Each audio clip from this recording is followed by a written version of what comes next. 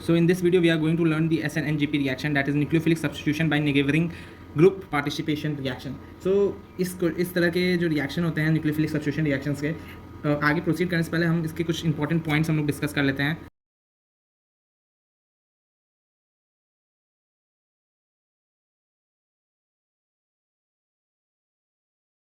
पहला important point तो ये है कि SN-NGP रिएक्शन होते कहाँ हैं. वो हम लोगों ने फर्स्ट पॉइंट में मैंने मेंशन किया है कि द कंपाउंड, कोई भी कंपाउंड हो जिसमें पाई इलेक्ट्रॉन्स प्रेजेंट होते हैं या लोन पेयर इलेक्ट्रॉन्स प्रेजेंट होते हैं थर्ड, फिफ्थ और सिक्स्थ कार्बन एटम पे with respect to living group जो उस कंपाउंड में प्रेजेंट होंगे, that shows the SN-NGP reaction. Okay.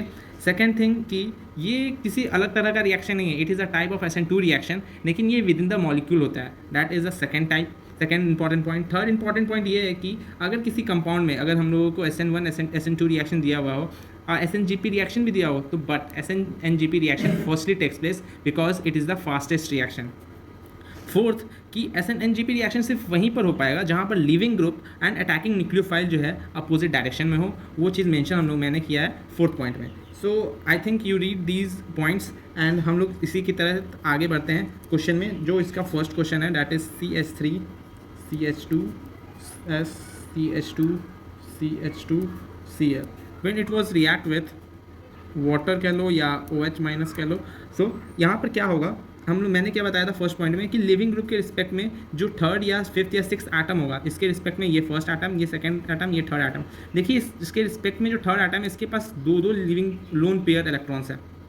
सो यहाँ क्या होगा, ये जो लोन पेयर इलेक्ट्रॉन्स है आकर के इस कार्बन पे अटैक करेंगे, मतलब SN2 रिएक्शन कराएंगे इंट्रामोलिकुलर और इस क्लोरीन को निकाल देंगे. जब इस तरह का रिएक्शन होगा तो हम लोगों का जो प्रोडक्ट फॉर्म हो रहा है that is SCH2 CH2 this and it was ethyl group, yes, ET. This is the thing which is going to form. Okay, ये फॉर्म होने वाला है. अब क्या है कि इसके साथ ये फॉर्म होगा. अब ये रिएजेंट तो बाकी है. when it was going to react with OH minus, so दो तरीके से यहाँ पर रिएक्ट हो सकता है. कैसे कि ये OH माइनस इस पर अटैक करे और इस बॉन्ड को खोल दे, या फिर ये एटम इस पर अटैक करे और इस बॉन्ड को खोल दे. ये बॉन्ड क्यों नहीं खुल रहा? बिकॉज यहाँ पर सल्फर के पास डिफिशियंसी है, इलेक्ट्रॉन कमी है, तो इलेक्ट्रॉन शिफ्टिंग क्या होगा, सल्फर के तरफ होने वाला है. सो इसके साथ रिएक्ट होगा एंड जब ये इस पर अटैक करके ये बॉन्ड खोलेगा तो यहाँ पर फॉर्म होने वाला है that is CH2 CH2 SET OH, और जब ये अटैक करेगा इस पर तो यहाँ फॉर्म होने वाला है OH CH2 CH2 SET. Means 50% ये फॉर्म होने वाला है हम लोगों का और 50% ये फॉर्म होने वाला है. मतलब SN2 रिएक्शन हुआ है यहाँ पर और यहाँ पर 50% SN-NGP रिएक्शन हुआ है यहाँ पर 50% ये और 50% ये हुआ है. तो फर्स्ट पॉइंट यहाँ से क्लियर होता है कि किस तरीके से हम लोग को रिएक्शन कराना है थ्रू दिस क्वेश्चन. हम लोग सेकंड क्वेश्चन में बढ़ते हैं. सो हम लोग तो इसके थ्रू हम लोगों का अलग अलग और जो पॉइंट्स हैं वो भी क्लियर होंगे. सो सेकेंड क्वेश्चन जो है that is when benzene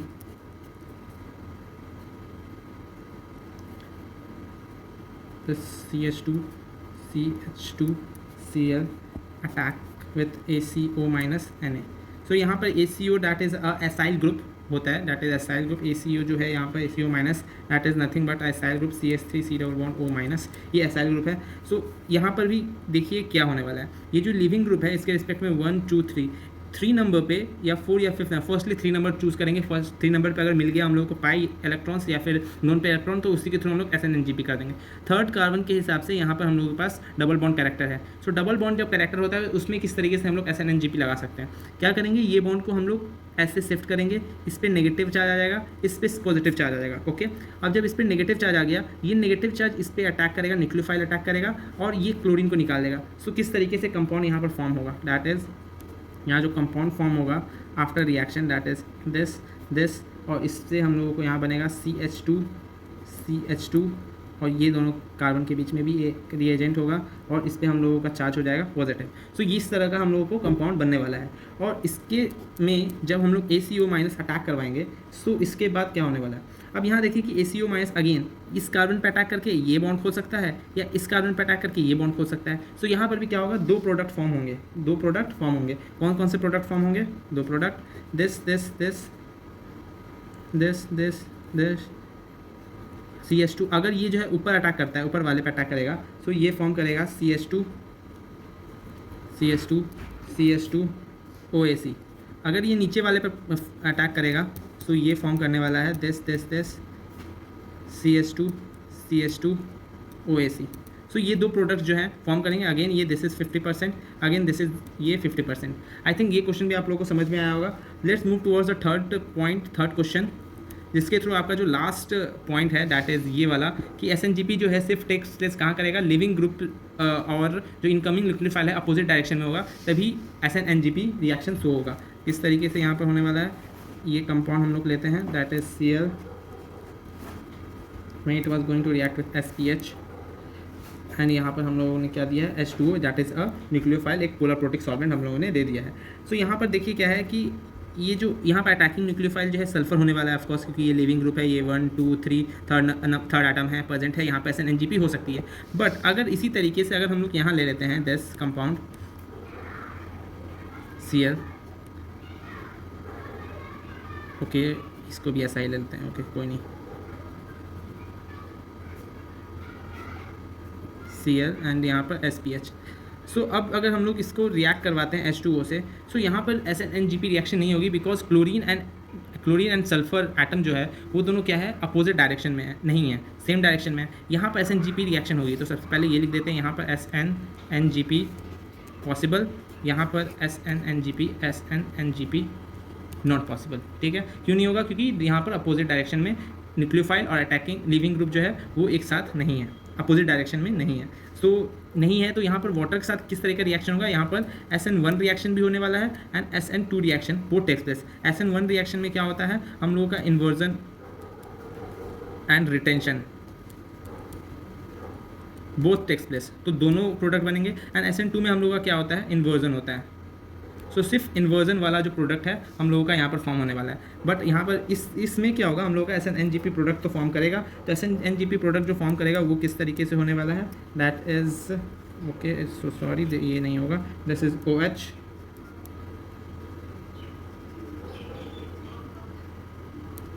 SPH।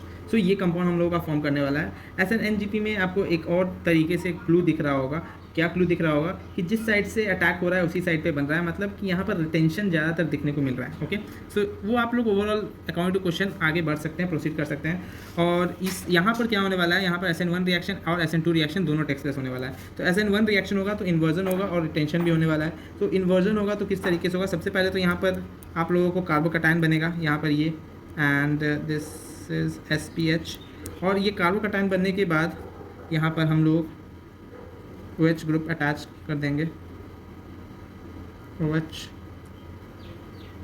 SPH that is 50% SPH, yes 50% क्या हो जाएगा, यहाँ पर इन्वर्जन हो जाएगा और हम लोग का यहाँ पर रिटेंशन भी होने वाला है। यहाँ पर भी सेम, यहाँ कार्बोकैटायन बना होगा SPH होगा, बट यहाँ पर क्या होने वाला है, रिटेंशन होने वाला है।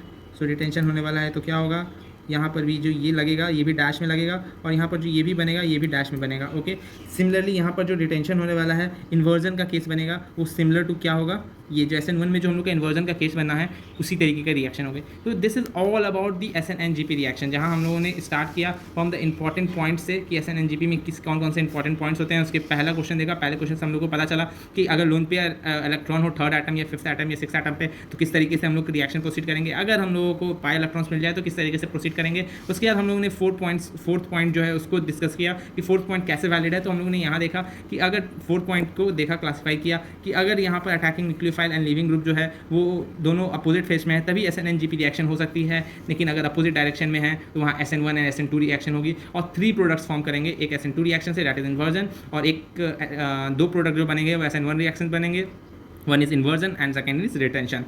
So this is all about from my side. I think you learned everything about SNNGP reaction. वैसे भी मैंने बता रखा है कि ओवरऑल जब हम लोग न्यूक्लियोफिलिक रिएक्शंस के अलग अलग मैकेनिज्म, अलग अलग टाइप्स कंप्लीट कर लेंगे, उसके बाद मैं बहुत सारा क्वेश्चन लेके आने वाला हूँ न्यूक्लियोफिलिक सब्स्टिट्यूशन रिएक्शन के रिगार्डिंग, जिससे और भी जो छोटे छोटे हम लोगों के माइंड में जो भी प्रॉब्लम्स होंगे रिगार्डिंग न्यूक्लियोफिलिक रिएक्शन वो सारे खत्म हो जाने वाले हैं। So I hope you like this video, so click on the thumbs up button and keep supporting us. Thank you.